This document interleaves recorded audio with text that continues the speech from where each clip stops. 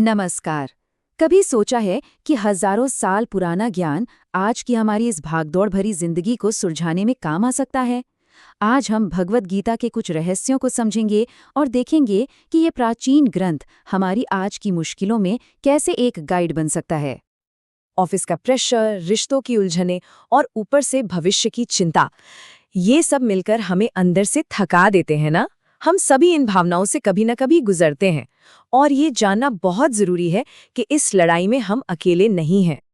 सच तो ये है कि यही एहसास हम सबको कहीं न कहीं जोड़ता है।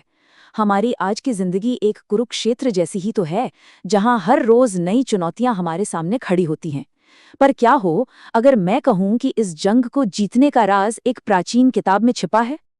तो चलिए, गीता को सिर्फ एक धार्मिक ग्रंथ की तरह नहीं बल्कि एक प्रैक्टिकल गाइड की तरह देखते हैं।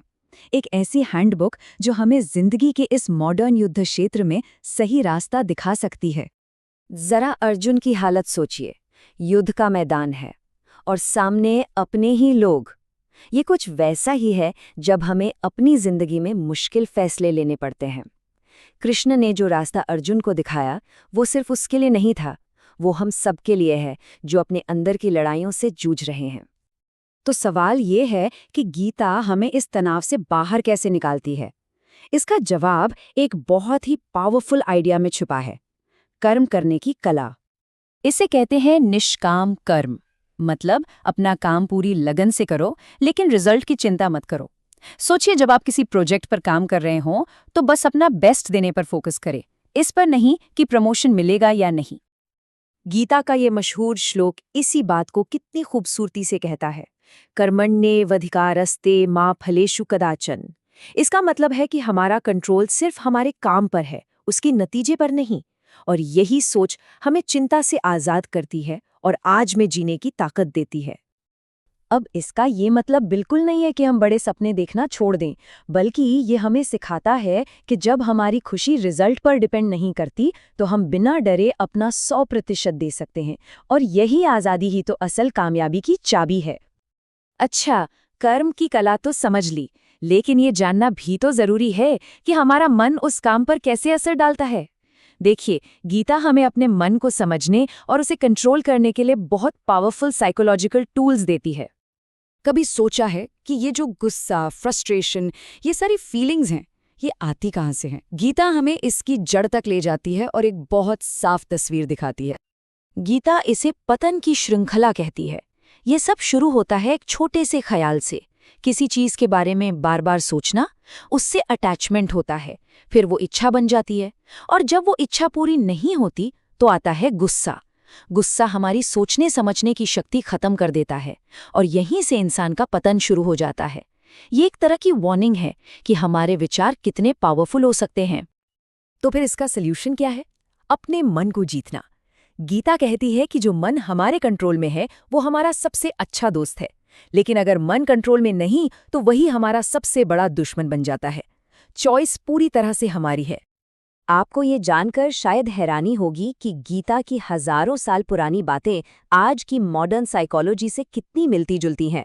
आइए देखते हैं कैसे ये प्राचीन ज्ञान आज के विज्ञान से हाथ मिलाता है। यहाँ एक बहुत ही दिलचस्प कंपैरिजन है।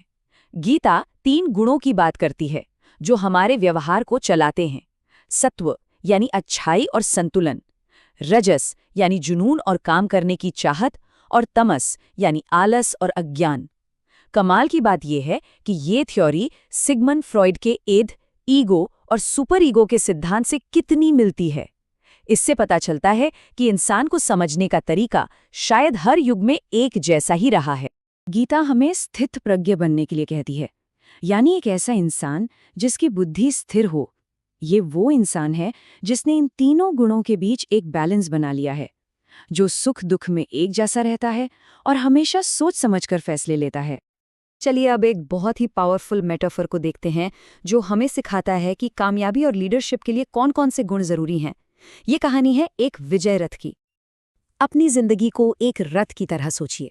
इस रथ को चलाने के लिए वीरता और धैर्य के पहिए चाहिए, सच्चाई का झंडा चाहिए और सेल्फ कंट्रोल के घोड़े चाहिए। और सबसे जरूरी, आपका सारथी यानी आपका ड्राइवर एक बड़ा मकसद होना चाहिए। इनके बिना ये रथ आगे नहीं बढ़ सकता। तो इन सब से हम एक बहुत जरूरी नतीजे पर पहुंचते हैं। सिर्फ मेहनत करना काफी नहीं है। असली जीत तब मिलती है जब ज्ञान और कर्म का सही तालमेल हो, जब हमें पता हो कि क्या करना है और उसे करने की ताकत भी हो। गीता का सबसे आखिरी श्लोक इसी बात का निचोड़ है। वो कहता है कि जहाँ कृष्ण यानी ज्ञान है और जहाँ अर्जुन यानी कर्म है, वहाँ जीत, दौलत और नैतिकता हमेशा होगी। ये ज्ञान और कर्म के अटूट बंधन को दिखाता है। तो कामयाबी का अल्टीमेट फॉर्मूला क्या हुआ? बहुत सिंपल है। एक साफ, ज्ञानी मन जो हमारे हर काम को रास्ता दिखाए। कृष्ण हमारे अंदर का ज्ञान है और अर्जुन हमारे काम करने का जज्बा। तो अब सवाल ये है, आपका ज्ञान आपके कर्म को कहाँ ले जाएगा? आप अपनी जिंदगी में कृष्ण और अर्जुन के इस पावरफुल कॉम्बिनेशन को कैसे इस्तेमाल करेंगे? इस पर सोचिएगा, क्योंकि सही दिशा में उठाया गया एक छोटा सा कदम भी जिंदगी बदल सकता है।